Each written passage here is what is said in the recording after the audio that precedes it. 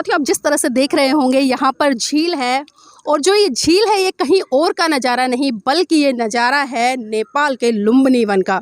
जी हाँ, आप यहाँ का खूबसूरत नज़ारा देख सकते हैं। चारों तरफ जहाँ जहाँ तक आपकी दृष्टि जाएगी वहाँ वहाँ आपको पंचशील, चाहे मैं बोट की बात करूँ या पेड़ों की बात करूँ या जो भी यहाँ पर स्टैंडिंग स्टैंड है उनकी बात करूँ या किसी भी चीज़ की बात करूँ, आपको पंचशील के झंडे हर तरफ दिखाई दे जाएंगे। ये वही पंचशील है जिसको साथियों महाकारुणिक तथागत बुद्ध ने इस विश्व के लोगों को देकर मानव कल्याण के लिए बहुत बड़े स्तर पर काम किया।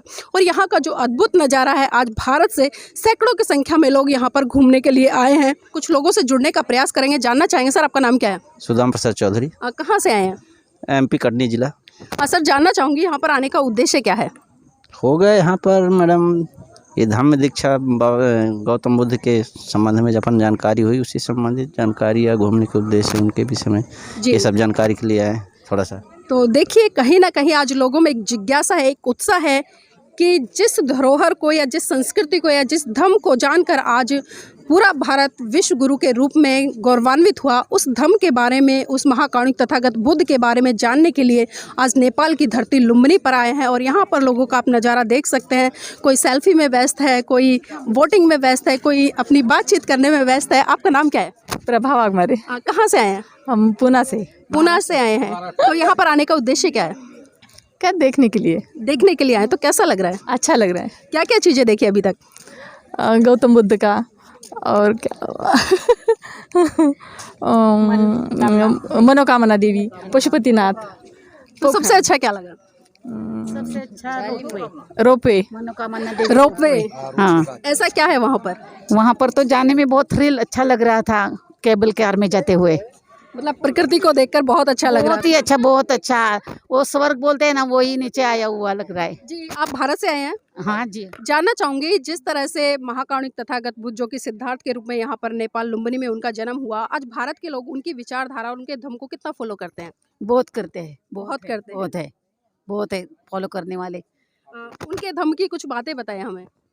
जी, वो ऐसे तो मुझे पता नहीं है ज़्यादा तो नहीं बता सकती। आप बौद्ध हैं या हिंदू हैं? मैं हिंदू हूँ। अच्छा, हिंदू है। घूमने के लिए आए हैं? घूमने के लिए आए। तो देखिए, हिंदू लोग भी कहीं ना कहीं बुद्ध की आइडियोलॉजी से वास्ता रखते हैं। अभी बताने में इतना समर्थ नहीं है। जी, आपका नाम क्या सर? गिरी। कहाँ से आए आप? वो इंडिया से। इंडिया से आए हैं। तो यहाँ पर आप घूमने आए हैं, खासकर क्या चीज़ें यहाँ की हैं जिन्होंने आपको प्रभावित किया? गौतम बुद्ध का जन्म स्थान है, इधर देखने के लिए आया है।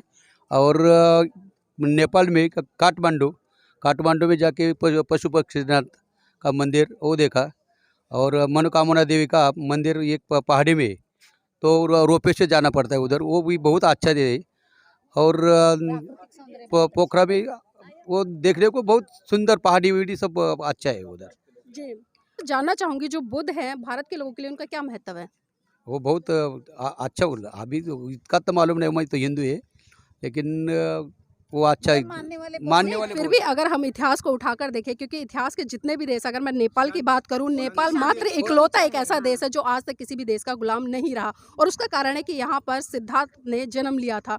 तो यही मैं आपसे जानना चाह रही हूँ, क्योंकि जो महाकारुणिक तथागत बुद्ध है वो भारत में जन्मे, भारत में पनपे, और जो उनकी विचारधारा है वो भारत में ही फैली। और खासकर हमारे देश के माननीय प्रधानमंत्री भी जब विदेश में जाते तो कहते हैं कि मैं बुद्ध की धरती भारत से आता हूँ। तो इसलिए मैंने पूछा कि भारत के लोग बुद्ध की विचारधारा में कितना विश्वास रखते हैं?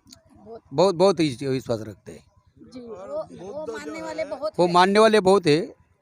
शांति प्रिय है। और उनका जो मैसेज दिया है उन्होंने कि सबको लेके, सबको मिलके चलना, शांति से रहना, सब जो प्राणी, पशु पक्षी, मानव एक साथ शांति से रहे और किसी को दिक्कत नहीं आए, किसी को तकलीफ ना हो, शांति से रहे। यही बौद्ध का जो जीवन का जो चरित्र है और उन्होंने जो शिक्षा दी है अपने भारत के लिए और पूरे इस विश्व के लिए, तो वही अच्छा है। और यही मानना जानना चाहूंगी, कोई भी व्यक्ति हो, महान पुरुष हो या कोई वीर हो या सूरवीर हो, उसके विचार जितने महत्वपूर्ण होते हैं उसको जानना है या उसके विचारों को मानना, दोनों में कितना बड़ा फर्क है?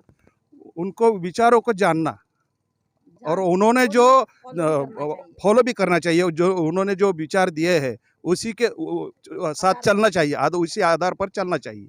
जी, तो देखिए उसी आधार पर चलना चाहिए, लेकिन हम देख रहे हैं कि जिस तरह से भारत में जो अभी एक तनाव की स्थिति पैदा है, क्योंकि लगातार सरकारें भारत को हिंदू राष्ट्र घोषित करने पर तुली हुई है, लेकिन कहीं न कहीं जो पूरा विश्व है वो भारत को बुद्ध के कारण जानता है, तो कहीं न कहीं हम दोहरा चरित्र यहाँ पर सरकारों का भी देखते हैं, लोगों का भी देखते हैं। एक तरफ बुद्ध की बड़ी-बड़ी बातें तो करते हैं, लेकिन जब उनकी विचारधारा, उनकी आइडियोलॉजी या उनके सिद्धांतों को फॉलो करने की बात आती है, उससे कहीं न कहीं कोसों दूर नज़र आते हैं। मैडम आपका नाम क्या है? वर्षागिरी। इंडिया से ही आए हैं? हाँ, पूना से। तो वही सवाल रहेगा कि बुद्ध की विचारधारा से कितना वास्ता रखते हैं? बहुत सारा। बहुत सारा, कैसे? जैसे हमारे बाजू में रहते तो हम जाते आते उनके साथ। जी, हाँ। चलिए ठीक है। देखिए यहाँ पर एक दार्शनिक स्थल है, उसके लिए भी लोग जुटे हैं और भारत से आए हैं, ये बड़े ही गर्व की बात है, क्योंकि कहीं न कहीं आज भारत के लोग जिज्ञासु हैं। भले मतलब प्रकृति का नज़ारा लेने आते हैं, लेकिन कहीं न कहीं जब लुम्बिनी नेपाल में आते हैं, तो उन्हें बुद्ध की उस विचारधारा से जुड़ने का भी एक मौका मिलता है, जिस बुद्ध के कारण आज पूरा भारत देश विश्व में विश्व गुरु के रूप में प्रचारित और प्रसारित हुआ।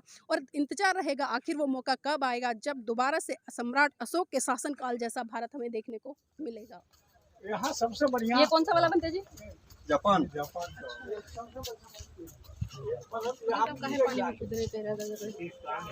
ये लो।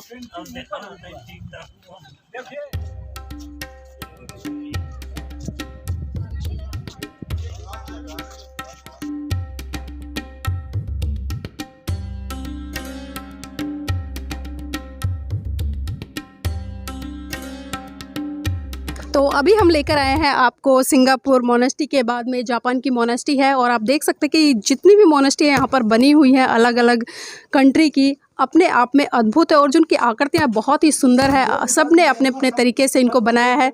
मैं एक बार चाहूँगी कि थोड़ा फोकस करके कैमरामैन दिखाएं चीज़ों को हमारे दर्शकों को।